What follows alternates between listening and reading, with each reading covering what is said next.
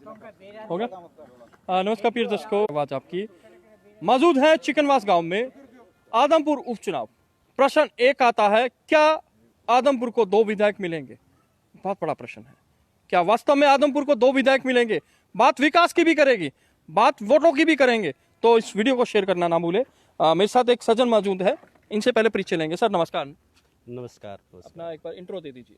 मैं कंवरपाल करोड़ा हूँ जी। कैथल जिला है मेरा, पुंडरी मेरी कंस्टिट्यूएंसी है और चिकनवास में कांग्रेस पार्टी की तरफ से मेरी ड्यूटी लगी हुई है। चलिए बात करते हैं। अभी एक प्रोग्राम हुआ था भूपेंद्र हुड्डा जी का आदमपुर में, रामनवमी प्रोग्राम। उसमें कहा था कि 2 विधायक की बात करी थी, एक आप मुझे वोट दे रहे हैं और एक आप जयप्रकाश को दे रहे हैं। आदमपुर में 2 विधायक कैसे? चौधरी भूपेंद्र सिंह हुड्डा ने कहा कि मेरा आदमपुर से विशेष लगाव है और मैं ये चाहता हूँ कि आदमपुर से आपकी वोट की ताकत से जयप्रकाश जी विधायक बने और जयप्रकाश जी जब विधायक बन जाएंगे तो आदमपुर के 2 विधायक होंगे, एक चौधरी भूपेंद्र सिंह हुड्डा और एक जयप्रकाश जी। मैं यदि जयप्रकाश जी कहीं काम में आनाकानी करेंगे तो आदमपुर का विकास कार्य किसी भी मामले में चौधरी भूपेंद्र सिंह हुड्डा कह देंगे मैं भी विधायक रहूँगा, यहाँ का आपकी देख रेख में कोई कमी नहीं आने दूंगा। ऐसी बातें तो बीजेपी सरकार भी करती है, डबल इंजन की सरकार, और अब डबल विधायकों की भी सरकार बात हो रही है। देखो, भारतीय जनता पार्टी की डबल इंजन की सरकार है, ये मानते हैं, परंतु जो विकास का काम है, जो नौजवानों को रोजगार मिलने चाहिए डबल इंजन की सरकार में, जो किसान को भाव मिलने चाहिए डबल इंजन की सरकार में, परंतु कोई विकास का कार्य हरियाणा प्रदेश में हुआ नहीं। किसी नौजवान को रोजगार नहीं मिला, किसी किसान को फसल का दाम नहीं मिला। और एक राज था चौधरी भूपेंद्र सिंह हुड्डा का, जिस वक्त नौजवानों को रोजगार मिलता था, गांव की गलियां बनती थी, चौपाल बनती थी, गांव की निकासी के लिए पानी की व्यवस्था की जाती थी ताकि गांव में किसी भी गली में पानी खड़ा ना हो। तो बरसाती पानी की निकासी की विशेष रूप से हुड्डा साहब करवाते थे विकास के कार्य जब राज उनका था। अब देखो, भारतीय जनता पार्टी के राज में एक बारिश हो जाए किसी गांव में जोड़ बन जाता है, क्योंकि विकास नाम की कोई चीज़ नहीं। जो राज चौधरी भूपेंद्र सिंह हुड्डा ने विकास करवाया था उस पर भारतीय जनता पार्टी ने टांकी तक नहीं लगवाई। कुलदीप जी कह रहे हैं पहले राज नहीं था, आपने राज की बात करी है। पहले हमारे पास राज नहीं था, अब राज आया और हम काम कराने शुरू कर रहे हैं, हम ग्रांट्स भी ला रहे हैं। मतलब कि कांग्रेस में राज नहीं है, विकास नहीं होगा और बीजेपी की ट्रेन में बैठ रहे हैं। देखो जी, कांग्रेस का राज तो रहा 2005 में, 2009 में राज रहा जब कुलदीप जी राज में थे, और विकास कार्य आदमपुर में चौधरी भूपेंद्र सिंह हुड्डा ने बहुत करवाए। ये आदमपुर की जनता बैठी है सारी, आज भूपेंद्र सिंह हुड्डा को इतना प्यार करने लग गई कि कहते हैं कि आपका राज तो हम दोबारा लेना चाहते हैं। आज परिवर्तन की तरफ चला गया आदमपुर। जयप्रकाश जी को विधायक बना चुके हैं आदमपुर के लोग। आने वाली 3 तारीख को देख लेना, सारा आदमपुर इकट्ठा होकर जयप्रकाश जी को इतने रिकॉर्ड तोड़ मतों से जिताएगा और चौधरी भूपेंद्र सिंह हुड्डा के 2024 की मुख्यमंत्री की मोहर लगाएगा। तो आपको क्या लग रहा है जयप्रकाश जी आगे निकल रहे हैं? जयप्रकाश जी कम से कम भी 15-20 हज़ार वोटों से आगे हैं। अभी 3-4 दिन बचे हुए हैं और ये जो मार्जिन 15-20 हज़ार का, ये 40 पे चला जाएगा। चलिए एक बार नाम दोबारा बताना। कंवरपाल करोड़। कंवरपाल जी का ये कहना है कि जयप्रकाश जी आगे चल रहे हैं, ये रुझान है, बाकी किस्मत का पटारा खुलेगा। 6 तारीख को और 3 तारीख को मतदान होगा। बात करते हैं। जी नमस्कार, क्या नाम है आपका? देवी सिंह जी। चिकनवास गांव से हैं? नहीं, वो आजाद नगर हिसार से हैं। तो चलिए, एक चुनावी माहौल हो रहा है, आपको क्या लग रहा है? ऐसा लग रहा है 750 किसान हमारे स्वर्गवास में जा चुके हैं। उनके लिए जिम्मेवार कौन है? यदि इन्होंने कृषि कानून वापस लेने थे तो क्यों तो लागू करे थे, और क्यों फिर मैं 750 किसान लेने के बाद फिर मैं कानून भी वापस चले गए? मेरी 2 मिनट जरा बात ध्यान से सुनिए। यो मोदी जी है ना, मोदी जी जो चीज जिस खातर बना हुआ उन्हें के समझ में नहीं आई। इन्हें नोटबंदी बनाई, अर्थशास्त्रियाँ समझ में नहीं आई। इन्हें कृषि कानून काले बनाए, वह किसाना समझ में नहीं आए। इन्हें फौजियां खातर बनाई, वह भर्ती बनाई थी, वह फौजियां समझ में नहीं आई।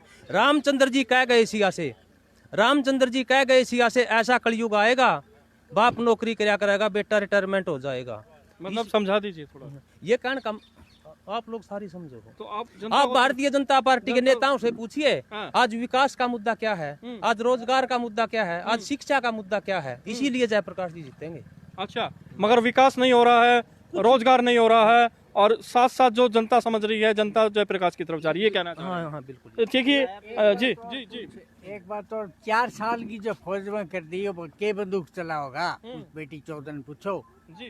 भाई 4 साल में फौजी घर चले जाएगा है तो 4 साल में घर चला जाएगा तो के बंदूक चला होगा वो 4 साल में क्यों मगर वो तो कह रहे हैं भले के लिए हम कर रहे हैं, जो वीर हैं उनके भले के लिए हम कर रहे हैं।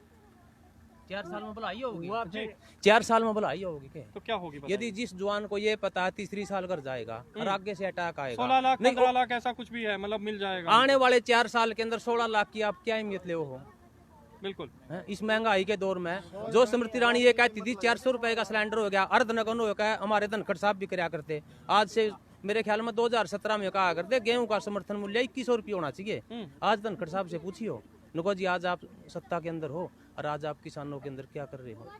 चलिए बात वही आती है, किसानों ने बलिदान दिया 700। बाबूजी कितने किसान हैं आप बता दीजिए? 750 750 किसान ने बलिदान दिया, मगर वो बलिदानी ना, अगर हम तुलना करते हैं वो मतलब अतुल्य है वो बलिदानी। मैं फिर बात करता हूँ, आखिर कब जागेगी सरकार? मैं नहीं कह रहा, ये सभी लोग कह रहे हैं। जी आपका क्या कहना है? सरकार के जागने का कोई लग नहीं रहा कि भी सरकार जागेगी। वोट की चोट से ही सरकार किस जागेगी। तरह की चोट? वोट की चोट ये आदमपुर की जनता बता देगी भाई वोट की चोट आप कैसे। कहाँ से हैं? देखिए मेरी तो यहाँ ड्यूटी लगी हुई है। तो आपको क्या लग रहा है? मेरे को ये लग रहा है कि भाई यहाँ से कांग्रेस पार्टी के उम्मीदवार हैं नहीं, जयप्रकाश आप तो उम्मीदवार है ना, एक ओवरऑल बताइए मुझे। उम्मीदवार तो कहेगा कि जेपी जीतेगा।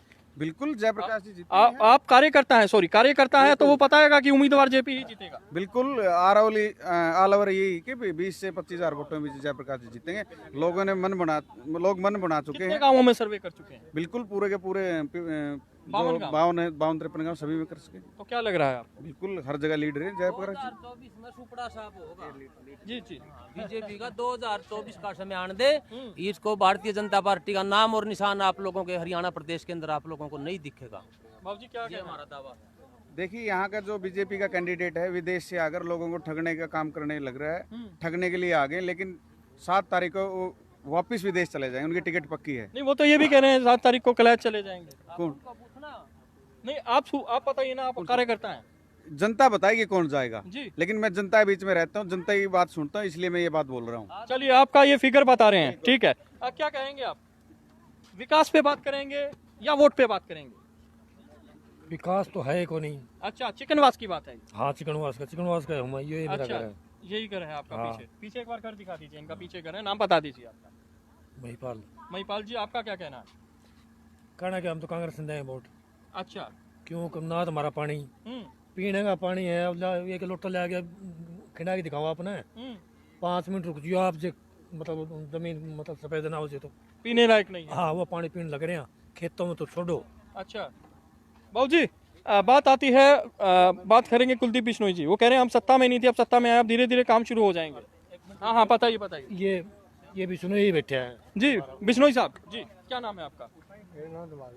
महावीर जी, आपका क्या कहना है?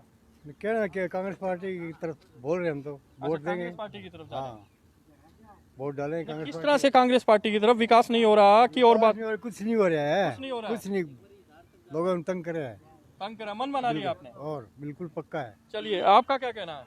आप इसी काम से? आप भी? हाँ जी, क्या कहना है चिकनवास आपका? से। मेरा नाम है ईश्वर सिंह मलिक। जी। हमारा कहना यो है कि पहले तो इसका बाप कर गया, हमारी इज्जत रखी, बीच में आया करदा सरसा जाना है तो निकलता चलो काफी हमारा चिकनवास पूरा ਜਾਂਦਾ।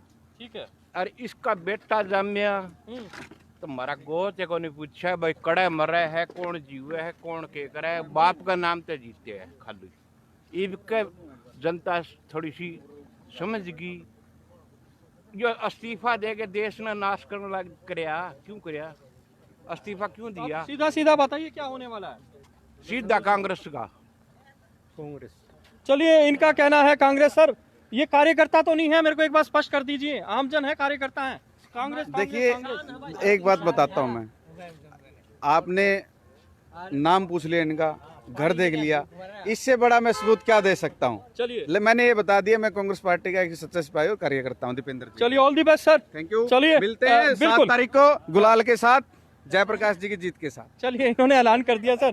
ठीक है, हर किसी के हम तो रुझान ले रहे हैं। बाबूजी रुझान ले रहे हैं, आपकी बात ले रहे हैं। हाँ। क्या है बताइए? बात यह है कि पहली बात तो भाई यह पिल्सन का रोष बहुत जबरदस्त हो रहा है।